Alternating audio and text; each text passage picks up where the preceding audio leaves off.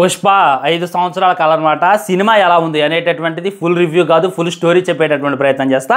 ఈ 3 గంటల సినిమాని నేను మీకు ఒక 10 నిమిషాల్లో చూపించేటటువంటి ప్రయత్నం చేస్తా. సో వీడియో మిస్ చేయకుండా చివరి దాకా చూడండి. మీరు సినిమా చూడకపోయినా చూసాం అనేటటువంటి ఫీలింగ్ తెప్పించే బాధ్యత అయితే నాదనమాట. సో వీడియోలోకి వెళ్ళే ముందు ఒకే ఒక విషయం, చాలామంది ప్రొడ్యూసర్స్ కలిసి ఒక వాట్సాప్ గ్రూప్ని క్రియేట్ చేశారనమాట. అట్ ద సేమ్ టైం ఒక సైట్ కూడా క్రియేట్ చేశారు. ఈ సైట్లో ఏముంటుందంటే టికెట్ రేట్స్ మీకు డిస్కౌంట్లు వస్తాయి. అది కాక కొన్నిసార్లు టికెట్లు ఫ్రీ కూడా వస్తాయి అనమాట. మీరు కింద కనపడుతున్నటువంటి నెంబర్కి హాయ్ అని పెట్టండి, వాళ్ళైతే ఆ లింక్ పంపిస్తారు లేదా ఆ గ్రూప్లో అయితే జాయిన్ చేసుకుంటారు. దీనివల్ల మీకు మూవీ అప్డేట్స్ రెగ్యులర్గా వస్తాయి అండ్ టికెట్స్ కూడా ఫ్రీగా వస్తాయి. టికెట్స్ కూడా మంచి డిస్కౌంట్లు అయితే లభిస్తాయి అనమాట. డెఫినెట్లీ వెళ్ళండి, కింద కనపడుతున్నటువంటి వాట్సాప్ నెంబర్కి హాయ్ అని పెట్టేటటువంటి ప్రయత్నం చేయండి.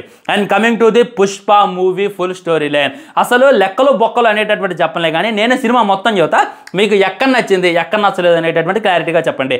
సినిమా స్టార్టింగ్ అంతా కూడా జపాన్లో స్టార్ట్ అయింది అనమాట. జపనీస్తో జపాన్ మాట్లాడుతూ మనోడైతే ఫైట్ చేయడం జరిగింది. అక్కడ ఉండేటటువంటి ఫైట్ కొద్దిగా ఎలివేషన్ కూడా పెట్టేటటువంటి ప్రయత్నం చేశారు. మన కమిడియన్ సత్య కూడా వస్తాడనమాట.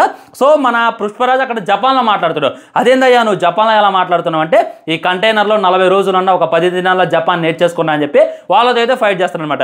ఆ ఫైట్ కట్ చేయగానే ఎమ్మటే మన పుష్పరాజు చైల్డ్హుడ్ అయితే ఓపెన్ అయితే. చైల్డ్హుడ్ ఏంటంటే ఒక క్రికెట్ బాల్ వెళ్ళి వాగులో పడిద్ది అనమాట. చెరువులో పడితే అరే ఆ బాల్ చేస్తారా అంటే నాకు ఈత రాదు అంటాడు. సో నీ పేరేంట్రా అంటే ముల్లేటి పుష్పరాజ్ అంటాడు. అరే మీ నాయనకు నువ్వు పుట్టలేదు అంటున్నారా, నిజంగా నువ్వు ఆ బాల్ తీసుకొస్తే మీ నాన్నకు పుట్టినట్టేరా అని అంటే ఇంకా మనోడు ఈత రాకపోయినా కానీ అందులో దూకుతారు. అందులో దూకగానే ఈత రాక మునిగిపోతూ ఉంటాడు. కళ్ళు తెరిస్తే పుష్పరాజ్ ప్రెజెంట్ అయితే ఓపెన్ అవుతుంది అనమాట. మన శ్రీవల్లి మరియు పుష్పరాజు ఒకే బెడ్ మీద ఉంటారు. సో ఇక్కడ తన లైఫ్ ఎలా ఉంది అనేటటువంటిది చూపించారు అనమాట.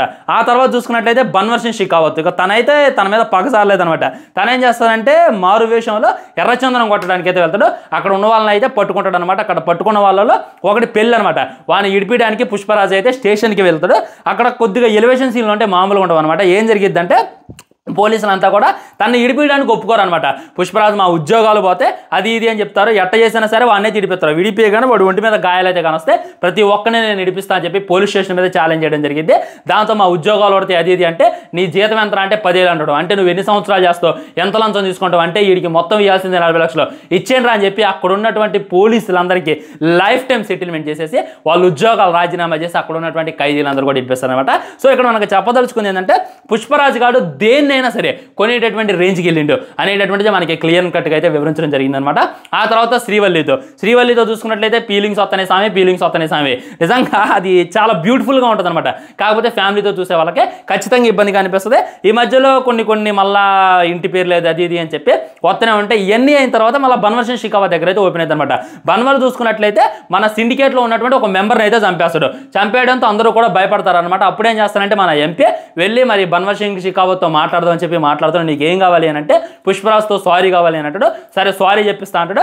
అదేవిధంగా పుష్పరాజుని అయితే పార్టీకి వెళ్ళడం జరిగింది అనమాట. పుష్పరాజు అయితే సారీ చెబుతాడు. అక్కడ అసలు ఇక తిరిగి వెళ్తుంటే కేశవ్ గల్ చూస్తాడు అనమాట. ఏరా నువ్వు బాగా ఎక్స్పెక్ట్ చేసినవరా, నేను సారీ చెప్తా అని.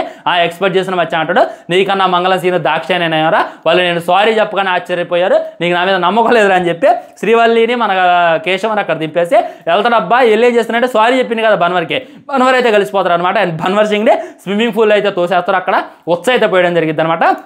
నా మీద ఉచ్చబోషిండు అని చెప్పి మనోడైతే పక్క బేపచ్చంగా పెంచేసుకుంటాడు. ఈ విధంగా వీళ్ళిద్దరి మధ్య పగ అయితే రగులుతూ ఉంటుంది. ఎలాగైనా సరే ఇక అక్కడితో ఇంటర్వ్యూలు అయిపోయింది అనమాట. ఎలాగైనా సరే పుష్పరాజ్ దగ్గర చూసుకున్నట్లయితే కొన్ని వేల కోట్ల ఇది ఉందనమాట.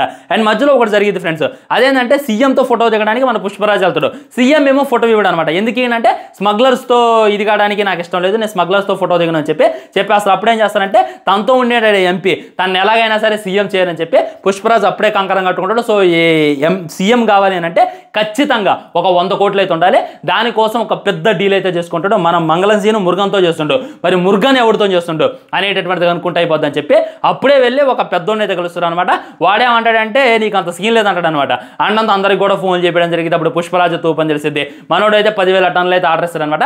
ఆ 10,000 టన్నులు తీసుకుంటారనమాట. సో ఆ డబ్బులతో ఎలాగైనా సరే ఇన్ని సీఎం చేయాలి అనేటటువంటిది మనకు ఫస్ట్ చూపించేటటువంటిది. ఆ తర్వాత ఇక ఇంటర్వ్యూలు అయితే పడింది అనమాట. ఇంటర్వ్యూలు పడిన తర్వాత మనకు చూపించేది ఏంటంటే అండ్ మళ్ళీ ఎమోషన్స్ అనమాట. అది కాక ఎర్రచందనాన్ని తప్పిట్టు. ఎర్రచందనం చూసుకున్నట్లయితే నేను ఇప్పుడు ఉండేటటువంటి ఆంధ్రప్రదేశ్ మొత్తం కూడా నేను సెక్యూరిటీ పెడతాను, ఎలా తప్పిస్తావు చూస్తా అని చెప్పి మన బన్వర్ సింగ్ పుష్పరాజ్ అక్కడే ఛాలెంజ్ చేసుకుంటారనమాట. అదేవిధంగా దాన్ని తప్పిద్దామని చెప్పి వీళ్ళంతా కూడా బ్రిడ్జ్ల మీద కాపలా కాస్తుంటే పుష్పరాజ్ కొద్దిగా తెలివిగా ఆలోచించి కింద నుండి పోనిస్తాను అనమాట. అంటే ఇప్పుడు చెరువు ఉంటుంది కదా, వాగులు ఉంటాయి కదా, కాలువలు ఉంటాయి కదా, నీళ్ళు రాకపోతే రోడ్లే అందులో అయితే రాళ్ళని తీసుకోవడం జరిగింది. అక్కడ కూడా ప్లాన్లు అయితే సూపర్ ఉంటాయి అనమాట. ఆ తర్వాత మన బనవాసి షెకావత్ ఏం చేస్తారంటే ఫేక్ ఎర్రచందనం వెనకబడతాడు. మన పుష్పరాజ్ ఏం చేస్తారంటే ఎడ్ల బండిలాగా ఎర్రచందనాన్ని తయారు చేసి తప్పించేది చేస్తారనమాట. అదైతే నెక్స్ట్ లెవెల్ ఐడియా అని చెప్తా. అది కూడా వేరే లెవెల్ ఉంటుంది. అది తప్పించినామంటే మనకి మళ్ళీ ఫ్యామిలీ డ్రామా అనమాట. అండ్ జాతర సీక్వెన్స్ అయితే ఉంటుంది. జాతర గురించి రివ్యూలో చెప్పిన వీళ్ళు ఒకసారి అందులో చూసేటటువంటి ప్రయత్నం చేయండి, మీకైతే ఫుల్ క్లారిటీ వచ్చేస్తుంది అనమాట. అండ్ ఆ తర్వాత మళ్ళీ ఐడెంటిటీ కోసం మనోడు ఎంత ట్రై చేసినా కానీ ఐడెంటిటీ రాదు. ఆ టైంలో ఏమైందంటే చిన్న అన్న అని చెప్పి పుష్ప సినిమాలో ఒక అమ్మాయి పిలుస్తుంది కదా, తను ఏం చేస్తారంటే కొంతమంది రౌడీలు జాతరలో చికా చేస్తారనమాట. అక్కడ ఫైట్ అయిపోతే ఆ తర్వాత తన్నే ఎత్తుకోబోతారు. అయితే పుష్పగాన్ని చంపాలి అని చెప్పి వీళ్ళు గోలు. వీడు ఎత్తకపోయినటువంటి రౌడీ ఎవడైతే ఉండో పిఎంకి డైరెక్ట్గా కొడుకు అనమాట. మన పుష్పరాజు అక్కడ ఫైట్ చేస్తారు, నెక్స్ట్ లెవెల్ ఫైట్ చేస్తారు. నేను మొత్తం చెప్పలేకపోతున్నా, వీడియో లాగైతేనే ఇవన్నీ గుర్తుపెట్టుకోండి. ఇదే అనమాట సినిమా స్టోరీ లేదు మొత్తం కూడా. ఆ తర్వాత మన ఎంపీ సీఎం అయి రావటం, ఆ తర్వాత శ్రీవల్లిని పొగట్టం, అండ్ ఆ తర్వాత జాతరలో ఫైట్ కావటం, ఆ తర్వాత మళ్ళీ వేరే గృహంలో ఫైట్ కావటం, అది కూడా నెక్స్ట్ లెవెల్ ఉంటుంది అనమాట. అక్కడ చూసుకున్నట్లయితే వాడిని చంపేస్తారు, వాడితో పాటు ఇంకోని చంపేస్తారు. సో ఇక్కడైతే ఇంటైటిల్స్ ఇచ్చేటటువంటి ప్రయత్నం చేశారు. సో మనకు చెప్పింది ఏంటంటే అండ్ జాలిరెడ్డి కూడా చూపించారనమాట. జాలిరెడ్డి, మంగళసేను, దాక్షాయిని, జగపతి బాబు గారు వీళ్ళు నలుగురు అయితే కలిసిపోవడం జరిగింది. వీళ్ళు నలుగురు కూడా పార్ట్ 3లో విలన్గా ఉండబోతున్నారు అనేటటువంటిది చెప్పారు. అండ్ ఆ తర్వాత వాళ్ళ అన్న చూసుకున్నట్లయితే మన చిన్నప్పటి నుండి అవమానిస్తూనే ఉంటాడు కదా, తను కూడా వచ్చేస్తారు అనమాట. వచ్చేసి కలుపుకుంటాడు. కార్డు మీద ముల్లేటి పుష్పరాజు అనేటటువంటిది రాపిస్తాడు, శ్రీవల్లి అనేటటువంటిది కూడా రాపిస్తాడు. అది అయిపోయిన తర్వాత మన ఎవడో పోయి మన ఫంక్షన్ హాల్లో బాంబు అయితే పేలవడం జరిగింది. దాంతో పుష్ప 3 ది ర్యాంపేజ్ అనేటటువంటి టైటిల్తో సినిమా అయితే ఎండ్ అవ్వడం జరిగింది ఫ్రెండ్స్. ఇది సినిమా స్టార్టింగ్ నుండి ఎండ్ అయ్యే దగ్గర దాకా. అండ్ నేను చెప్పింది ఏంటంటే కామెడీ సీన్స్ అనమాట. కామెడీ సీన్స్ కూడా అక్కడక్కడ చాలా బాగుంటాయి. శ్రీవల్లికి పుష్పరాజ్ మధ్య జరిగేటటువంటి కెమిస్ట్రీ కూడా నెక్స్ట్ లెవెల్ ఉంటుంది అనమాట. దానికైతే ఇంకా వంక పెట్టేది లేదు. అండ్ సినిమాలో ఉన్నటువంటి ఏమన్నా బొక్కలు ఏమైనా ఉన్నాయా, ఏమన్నా లూజ్గా ఏమైనా ఉన్నాయా అంటే ల్యాగ్ సీన్లు అనమాట. అది కాక మనం టీజర్లో చూసింది పులిని మనకు చూపించలేదు, ఇంకా చాలా విషయాలు అయితే చూపించలేదు. మరి అవన్నీ ఏం చేశారు అనేటటువంటిది కూడా నాకైతే అర్థం కాలేదు. ఇవి మినహాయింపి సినిమా అయితే నెక్స్ట్ లెవెల్ అనమాట. ఇంకా దీనికి వంక పెట్టేదే లేదు.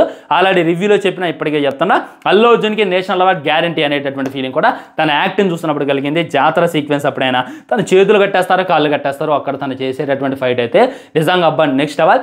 ఎలా డైరెక్ట్ చేయగలిగా సుకుమార్ అనేటటువంటి ఫీలింగ్ కూడా నాకైతే కలిగింది. బీజిఎం అయితే ఇంకా బాగుందనమాట. ఆయన శ్యామ్ సిఎస్ అని చెప్పి వేరే ఆయన ఖైదీకి మరియు కాంతారకి ఇచ్చినటువంటి మ్యూజిక్ డైరెక్టర్ పెట్టుకోవడం జరిగింది. తను కూడా నెక్స్ట్ లెవెల్ ఇచ్చిండు. మన డిఎస్పీ కూడా హ్యాండ్ అక్కడక్కడ కానొస్తుంది అనమాట. సాంగ్స్ కూడా చాలా బాగున్నాయి. ఈ సినిమా అంతా కూడా శ్రీవల్లి అడిగేటటువంటి ఒక ఫోటో చుట్టూ తిరిగిద్ది అనమాట. శ్రీవల్లి ఏమడిగిద్ది అంటే పుష్పరాజుని, నాకు సీఎంతో ఒక ఫోటో కావాలి సామి అని చెప్పి అడిగిద్ది. దాంతో మనోడు ఏం చేస్తారంటే సీఎం దగ్గరికి వెళ్ళి ఫోటో దిగేటటువంటి ప్రయత్నం చేస్తాడు. ఏమంటే సీఎం ఏమంటాడంటే నేను స్మగ్లర్కి ఫోటో ఇవ్వనబ్బా అని చెప్తాడు. దాంతో సీఎంనే మార్చేయాలి అని చెప్పి పుష్పరాజు అయితే కంకణం కట్టుకుంటాడు. అలా స్టార్ట్ అయింది కిసక్కం అనుకుంటూ ఎలా ముందుకు వెళ్ళింది అనేటటువంటిది చూడాలన్నమాట. మనకి ఇంటర్వెల్ 10 నిమిషాల ముందు దాకా చాలా చిరాకు వచ్చేస్తుంది. అక్కడక్కడ శ్రీవల్లి వచ్చినప్పుడు, పుష్పరాజ్ కలిసినప్పుడు, వాళ్ళిద్దరు కెమిస్ట్రీ అప్పుడు ఫ్యామిలీతో చూడలేవులే కానీ సింగిల్స్ కైనా లవర్స్ కైనా నిజంగా పండగ చేసుకున్నట్టు అనిపిస్తుంది అనమాట. అది ఫుల్ రివ్యూ చెప్పేసిన, ఫుల్ మూవీ స్టోరీ కూడా చెప్పేసిన. డెఫినెట్లీ వెళ్ళండి, ట్రై చేయండి. ఉంటాం మరి బాయ్. ఛానల్ సబ్స్క్రైబ్ చేయండి, లైక్ చేయండి, వీళ్ళని షేర్ చేయండి. వందే మాత్రం జై హింద్.